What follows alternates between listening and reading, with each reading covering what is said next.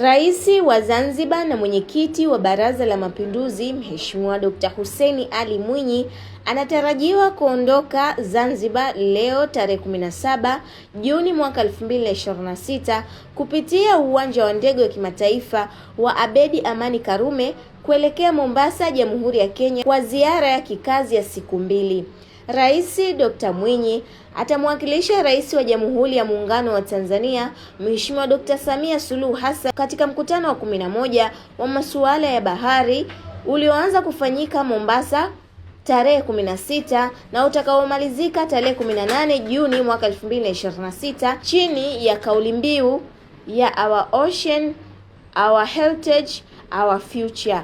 Mkutano huu ambao ni wa kwanza kufanyika katika bara la Afrika na unakutanisha viongozi wa serikali, mashirika ya kimataifa, sekta binafsi, wataalamu, watafiti, asasi za kiraia, vijana kwa lengo la kuimarisha ushirikiano na utekelezaji wa hatua za kulinda bahari na rasilimali zake. Pia mijadala ya mikutano hiyo imejikita katika maeneo ya hifadhi za bahari, uvuvi endelevu, kukabiliana na uchafuzi wa bahari, maendeleo ya uchumi wa buluu endelevu, mabadiliko ya tabia ya nchi na kuimarisha usalama baharini. Pamoja na hayo, ikiwa Mombasa, Rais Dr. Mwinyi anatarajiwa kukutana na mkurugenzi mtendaji wa shirika la Umoja wa Kimataifa pamoja na Waziri Mkuu wa Jamhuri ya Shirikisho la Somalia Mheshimiwa Hamza Abdi Bare. Rais Mwinyi atashiriki katika hafla ya kufunga mkutano wa 11 wa masuala ya bahari Our Ocean tarehe 18 Juni mwaka 2026